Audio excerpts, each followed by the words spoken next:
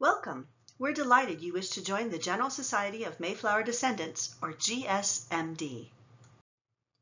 GSMD is considered the gold standard in lineage societies. As such, there are some requirements that differ from other lineage organizations. Please know the goal is to remain the gold standard by documenting as full and complete a genealogical history of your family as possible. We wish to welcome as many eligible descendants as we can. This tutorial was created to assist you in your journey of becoming a member of this prestigious organization. This is not intended to be an all-inclusive guide, rather to offer some do's and don'ts that should help you prepare the best supporting documentation possible. First, please know that to become a member of the General Society, you must join through a member society. There are member societies in every state of the U.S. and in several countries too. Mayflower descendants are everywhere. A historian from the member society you wish to join will collaborate with you on the preparation of your application and documentation. While gathering the documents required, there are several do's and don'ts that will help your society historian prepare the most complete and accurate application possible. Following these will expedite the review and verification process at Plymouth, saving you time and headache. Please review these guidelines and be sure to ask your society historian if you have any questions. Attention to detail at this stage will pay off for everyone involved in the process. The first item on the Please Do list is to seek out long-form vital records. Long form means that the parents are named.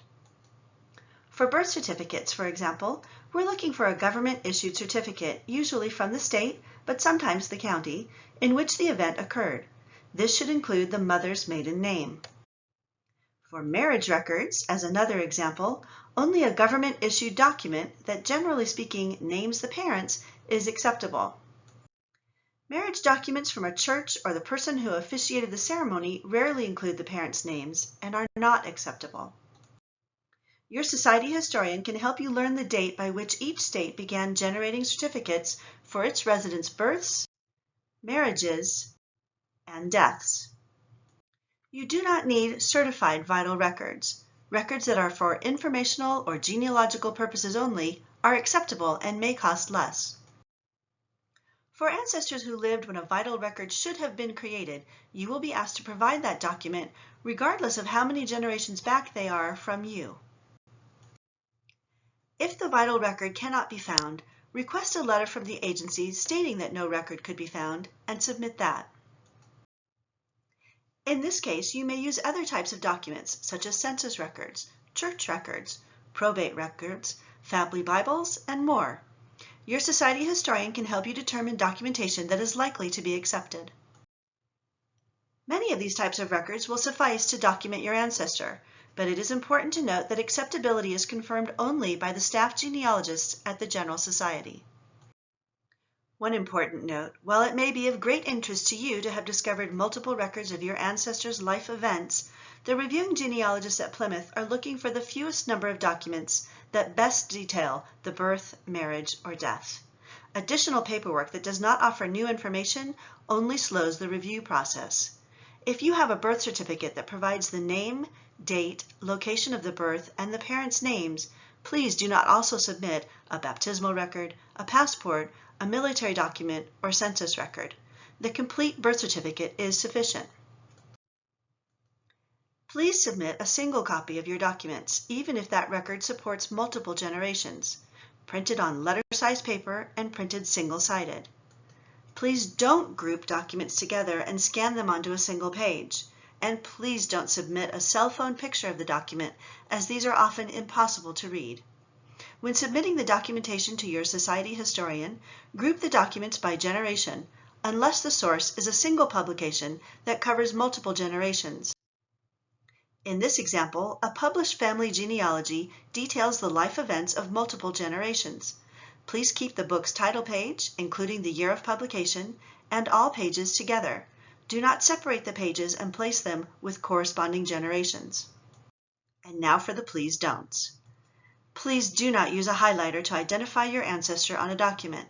Highlighted text often becomes redacted or blacked out when scanning. Please do not underline information on the document. Your society historian will code the documents to signal to the reviewing genealogist what the record is intended to prove and for whom. Please do not staple your documents. These pages must be scanned, and stapling them requires the person reviewing them to remove the staple. Once unstapled, the pages tend to stick together, causing delays in the scanning process. If you feel it is important to group documents together, please use a paper or binding clip. Please do not try to correct information on a document. If a name is misspelled or you believe clarification is required, submit an explanation as a separate letter, leaving the document untouched. Now, some important notes about various sources of information. Regarding Find a Grave, for example, while Find a Grave appears to offer a wealth of information, be forewarned that most lineage societies, including Mayflower, will not accept the biographical information input by others. The only acceptable data is that which can be read directly from the headstone image. Headstones that are decayed to the point of illegibility cannot be used, nor can photos that are of such poor quality that no date or name can be read. Relationships cannot be inferred by the placement of graves. However, the location of the cemetery can be used as a burial location. Please submit enough of the data from Find a Grave to include the memorial number. If the photo is more easily read by enlarging it, please click on the photo and print a copy of it to be submitted as a second page. There are a lot of very helpful clues to be found on sources like Ancestry and Family Search. However, not all of these are accurate or acceptable. Information found in family data collections, for example, is not sourced and is not acceptable.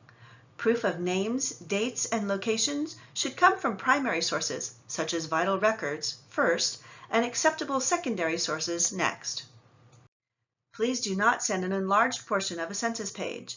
Send the copy of the actual, full census page, including the location and date, with a small red line or arrow in the margin to indicate your ancestors. A note about family member applications. You may have a family member who had previously been granted membership into the Mayflower Society. This is not a guarantee, however, of your own verification. Documentation requirements have become more rigorous in recent years. Your society historian will work with you to update older applications that will meet today's standards. As you gather the documents that record the life events of your ancestors, you may discover that not all records are as complete as the General Society will require. For example, many marriage records do not name the parents of the bride and groom. This leaves us with what the Society refers to as an issue proving one and the same. In other words, is the man named Charles A. White, who marries Fannie E. King in this marriage record, the very same Charles Arthur White, born to Ellerson Ambrose White and Mary Emily Castler, or is it a different man of the same name? There are several types of documents we can use to resolve a one and the same issue. For ancestors who lived until fairly recently, often an obituary will provide the parents' names, the spouse's name, and the name of the deceased children and even grandchildren. This helps us to connect several generations and is a very useful document. A will or land deed from one or both parents naming their child and that child's spouse, or naming their daughter with her married name, and even naming grandchildren is great for connecting 3 generations. A wedding invitation or newspaper announcement that names the bride and groom's parents. An anniversary announcement that names the parents of the couple, or death certificates that name the daughter with her married name and the relationship to the deceased as the informant. Also note that a death certificate for a woman that names her parents and her spouse serves to confirm that she was born to whom you claim and married who you claim. Funeral records that name children and grandchildren as well as their relationship to the deceased. Anything that allows us to state conclusively that the person born to the parents you claim is the very same person of that name who married the spouse you claim, and not a different person of the same name. And this is what helps make the Mayflower Society the gold standard in lineage organizations. We hope this has given you helpful information to successfully prepare your documentation for membership in the Mayflower Society. Thank you, and we look forward to welcoming you as a member.